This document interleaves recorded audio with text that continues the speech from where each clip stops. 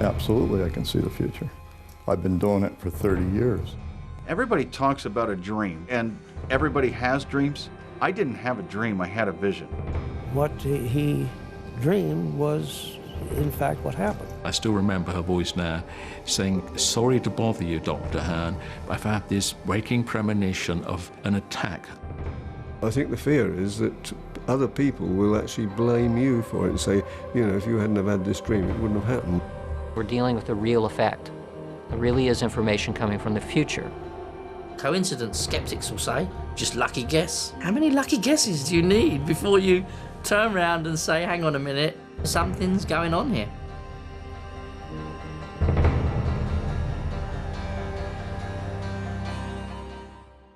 What would you do if you woke up to discover your dreams foretold the future? Around the world, there are continuing reports of everyday people knowing that something was about to happen before it did. Now Hollywood is making a movie called Premonition about this kind of experience.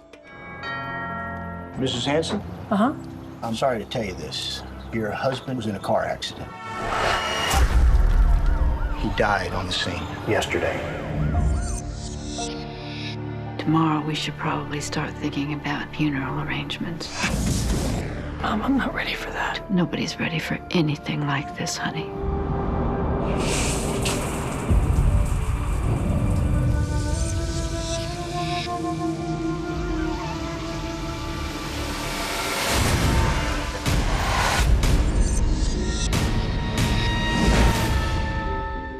Everybody talks about a dream, and everybody has dreams.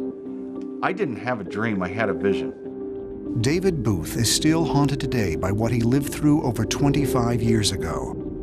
The dream would always start out in the same way. It was a bright, sunlit day, and I'm looking at a very large airport and a very long runway. And there's a really large plane, and I can see American Airlines. I see the plane starting to taxi on the runway, and it gathers up speed. All of a sudden, as it's going off, there's a perception in my mind that there's something wrong with the sound that the engine is making. The plane all of a sudden seems to go almost go straight up in the air, and then it turns just like this, and then goes straight down into the ground and explodes in this humongous inferno. And then this wave of despair, just like a physical object would just hit you right in your chest. Next morning, the same thing, the same time, right in waking up. And it wouldn't stop. I've got to do something about this. What can I do about this? The only thing that I knew to do was to call the FAA. And that's what I did, fully expecting to just have the phone hung up at me. David sounded perfectly sane and credible. There was nothing kooky about him at all. He'd had a disturbing dream 7 nights in a row. He had a problem, and I listened to him. It was my job to do that. Every day it got worse and worse and worse. Not knowing what to do, not knowing what I was supposed to do. Not being able to forget. An image seared not just into my mind, but into the very fabric of my entire being. Well, I would talk to him and listen to him. David's dream didn't give you enough information to do anything with. It didn't give a location, it didn't give a flight, some numbers which didn't make any sense. And I said, well, thank you. There's nothing we can do about it, but thank you for the information. May 25th, 1979. I knew I'll never have this dream again. It's gonna happen soon. On Friday morning, he called again to our Cincinnati office, and then he patched back into me and said he'd now had the dream 10 nights in a row. Got up, went to work. I was at work for 15 minutes, and the phone rang. Dave, I'm sorry to tell you, American Airlines DC-10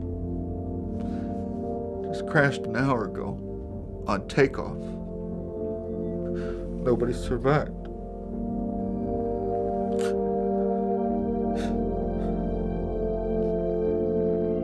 In Chicago, taking off from O'Hare Airport, a silver American Airlines airplane that had an engine in the tail crashed, not inverted, but turning, after it passed over an abandoned hangar, a low building. It hit me as to how accurate he was. What he dreamed was, in fact, basically what happened. You've got to experience that to understand how eerie it is. I still think about, and I always still wonder, was there anything else that I could have done? Was there anything else Jack could have done? I don't think there's any way that David could have done any more than he did. You've got to remember, in aviation alone, there's over 20 to 25,000 flights a day by the scheduled airlines. So it's difficult to pinpoint a particular future event. In the 30 years I was with FAA, that was the only time anybody ever called in with any kind of a dream like that that I'm aware of. I'm not the only one that these things happen to. I'm just the stupid fool that actually called the FAA before it happened. The word premonition comes from the Latin premonere, meaning to warn in advance. Premonitions usually tend to be associated with negative events, and sometimes premonitions are referred to in relation to kind of dreams. They usually relate to a person that's close to you, a spouse, close family member, a close friend. In the scientific community, the term precognition was coined to describe this type of sixth sense. Precognition is basically obtaining information about future events, not through the normal senses and not through kind of logical inference, so not by problem solving or guessing. A premonition is really just a layperson's term for a precognitive experience or a feeling that something is about to happen. In the collections of cases, we find there are natural groupings, and of course the largest grouping is the dreams. Dreams that are frightening, they have really rather dramatic characteristics that people recognize as being unusual, and they portray something that the person thinks is going to happen to them, and often it does. Often this changes behavior, people will alter trip plans, and it turns out to have been a very beneficial decision. When I talk about the dream at this point, it's just sort of surreal. It's like, it's unbelievable. And I don't really talk about it, honestly. Deciding to speak to you is very difficult for me, and it was a really big decision for me. Sana Ralston went on a fateful vacation to Thailand in late 2004. The whole Thailand trip just came up because I love to travel. Before I did leave, I did have a dream. I wanted to brush it off, but it kept going on. The dream was we were in trouble. We were in a woods or jungle. We were very scared, in a bad place, and we were cold and we were wet, and there was mayhem. Like, there'd be faces coming in and out, and people, no one that I knew, but just people were around us. We were bruised up a little bit, but we were okay. And I just kept remembering we didn't die, so it's okay. I remember being very nervous in the dream and very scared. It kept haunting me. It was just too real. Right before I left, I decided that I should write a letter, goodbye letter to my family, and just stuck it on my nightstand. And I told my best friend to go in my apartment. If anything happened, something would be there. I've never done that. And I just thought, you know, what's gonna happen? It's a dream. I just decided I'm going. The trip was phenomenal. Had a great time. You just travel by these long-tail boats. It's not a big deal. And we had backpacks. You'd land up on the beach, get off, walk up. That's just how you do it.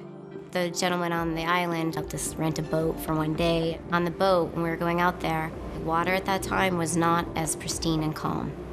We were rocking. Now looking back, I realize I was getting that sign, something's not right. All of a sudden, you could hear, feel something, and we looked to the left out into the ocean, and this just waves started coming. And it came flying in, and you could hear it. It's like an airplane. And it took us up, and it just crashed on in. There was a time where we thought we might flip over, but I'll never forget the noise and the sound of that. I sat down, and I kept staring at the hull of our boat, just waiting. I'm waiting for it to start pulling apart. Sana was in the middle of the most destructive tsunami in modern history. That I remember looking at the backside of Koh Lanta. To me, it was evil. There was death around it. I could see it, I smelled it, I could hear it. Something bad is happening, and it's bigger than me, and I might not make it. And at that time, he dropped the engine in and took us in. And we jumped out, and it was mucky and water. A lot of mud because the water's receding, debris and things and people and stuff all going on at the same time. And he just said, they're bringing everyone to Highland, you need to get to the top. It was not until probably 5 or 6 o'clock at night when I sat down, I did kind of think like, oh my goodness, this is my dream. This is the jungle that I was sitting in, being wet and cold and scared. This whole notion of premonitions, something else out there that we can't touch, feel, explain, people are very uncomfortable with it. I had an experience that people have had for years and that people can have every day. 1632. Dutch trading colony off the coast of Carolina. An hysterical midwife claimed to have walked through the aftermath of a terrible hurricane that hadn't happened yet. So what happened? They hung her for being a witch. 2 days later, the entire town was wiped out by a gale force hurricane. Who are these people? Why did it happen? You see, history's full of unexplained phenomena. Nobody knows why. Some people thought they suffered from what the ancients called blasphemare absens fides, the dangers of the faithless. It's almost like a curse. Or a miracle. Next on Real Premonitions. The fear is that other people will actually blame you for it and say, you know, if you hadn't have had this dream, it wouldn't have happened. We now return to Real Premonitions. When I went to school, I had a dream of these 2 bombs in Canterbury Park falling, and the next night they fell. Kids told their parents about this, and the parents said, don't have anything to do with David Mandel, he's in with Satan. And I went through quite a frightening time, that none of the kids would actually speak to me. They'd been banned from talking to me. Even the teachers wouldn't believe it. A retired university art teacher, David Mandel is today renowned for his paintings of precognitive dreams. Most people, if they have a dream, they have to write it down in notes. As an artist, I was able to very quickly put some quite accurate imagery down in colour as well of what I was seeing. But a lot of my dreams, the actual sketches I make of them, are very sort of disjointed. There's little scenes going on all over the place. Dreams, if they're about a major event or something like that, they're usually more vivid. They're nearly always in colour. They've got a sort of sharpness, like jagged edges sort of thing. Symbols are very important in dreams. If I dream now of a World War II British fighter, the Hurricane, I know there's going to be a terrible wind or hurricane because I'm given the symbol of a hurricane. It's happened about 8 times and it's come right every single time. The 1987 hurricane happened like that. I saw 16 of these World War II British Hurricane fighters in 4 diamond formations, 4 to a diamond. The number 16 just kept cropping up over and over again. It was 16 days later that the hurricane came. When you get things like that, I know it's a premonition dream of the future, something fairly big that's going to happen. If you're going to tell people that you've had this dream and you've got just people signing the backs of the drawings, they're not going to believe that. They'll say you just got them to do it after the event or something like this. And the bank photograph idea really fitted in very, very well with that because there was absolutely no doubt. Nothing could be altered on the date display on the bank. And that would verify the fact that, I was telling the truth. Something was going on here. The quickest one that's ever happened was the Watford train crash. I had the dream, I took the painting I made of it to the bank on the same day. I think the photograph was taken about 4:40, just before they close. The train crashed at Watford 18 minutes later. What had happened is a train had come alongside another train and had hit the back of it, and the carriages went right up on top of the carriage of the train it hit, so it was sort of perched in the air above the other carriage. Quite a mess. All the overhead lines and everything's all been ripped to bits. It was quite dramatic.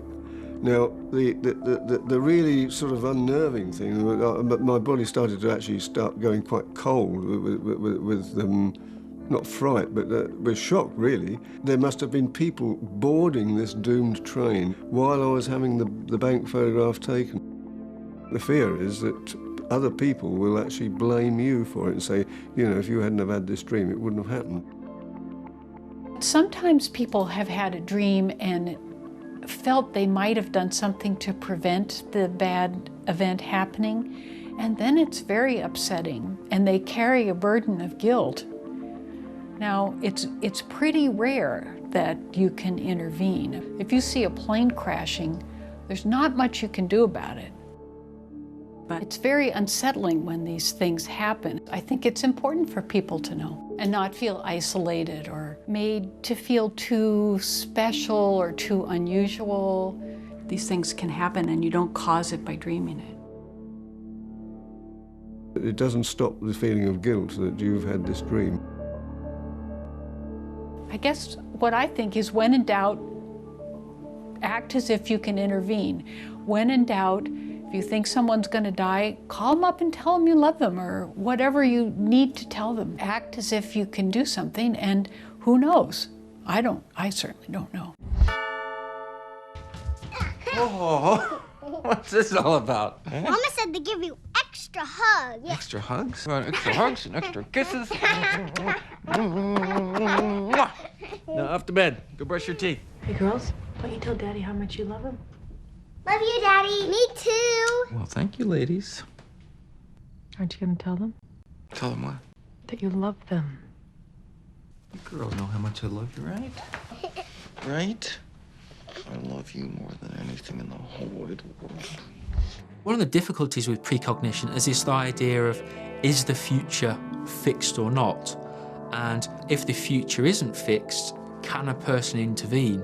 If you get information about a future event, a plane crash, or something bad's going to happen to you, can you take steps to avoid that? The intervention paradox.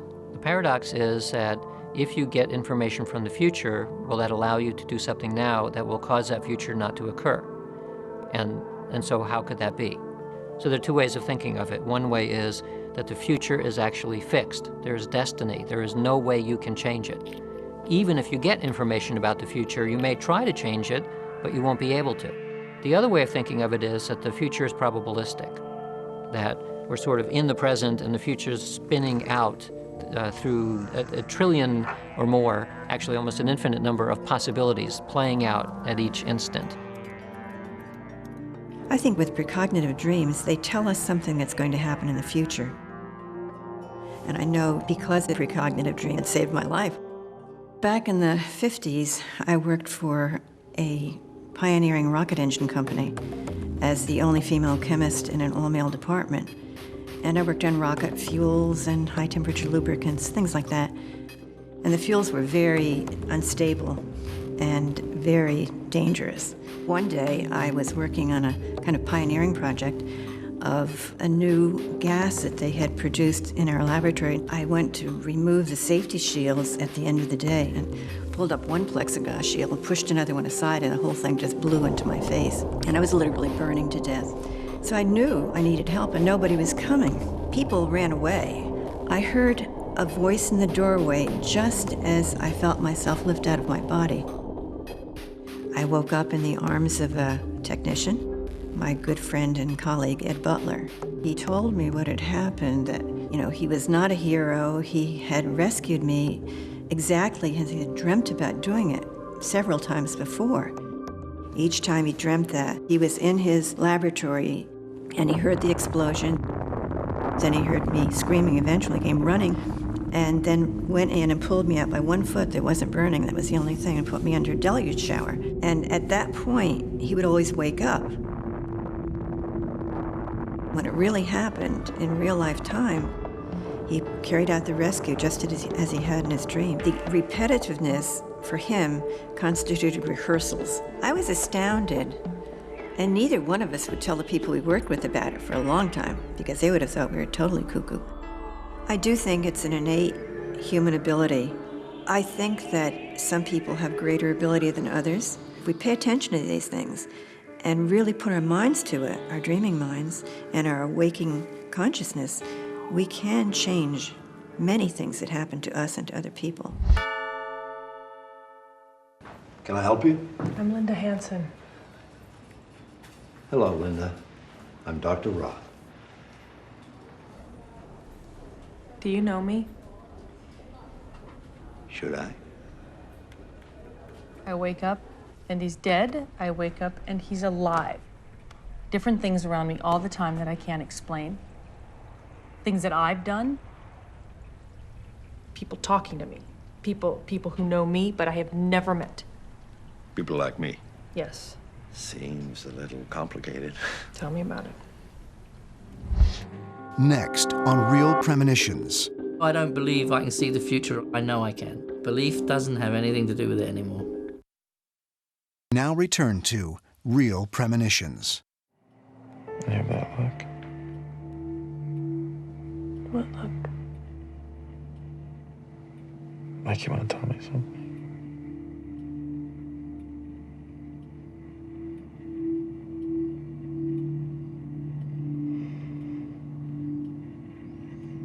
I had a dream you're gonna die.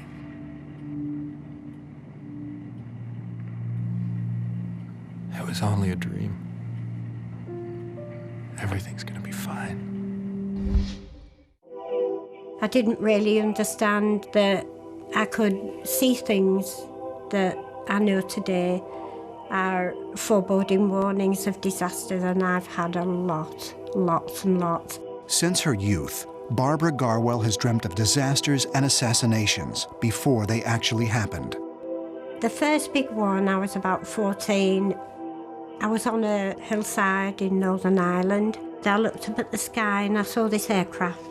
Nose down, the fuselage of the aircraft broke away, and as I looked down, my voice said, 80 bodies there. I walked sadly to the left-hand side of the field, and there smiling were 3 men.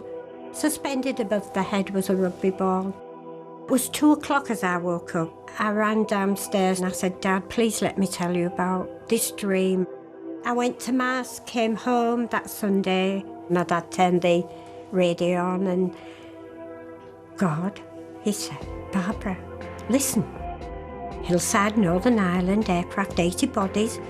That's your dream you told me this morning. No, Dad, in a way.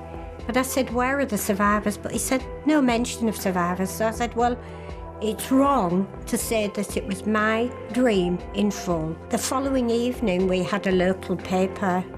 I opened the page, and I chill to this day. 3 survivors in cockpit of rugby airline disaster. Took it to my dad. I said, Dad, yes, there is the dream in full, in 2 halves. But that is the dream I saw at 2 o'clock on Sunday morning. What interested me about Barbara Garwell was that when I analysed her premonitions, there was often a 3-day latency period between the premonition and the later event. You can't just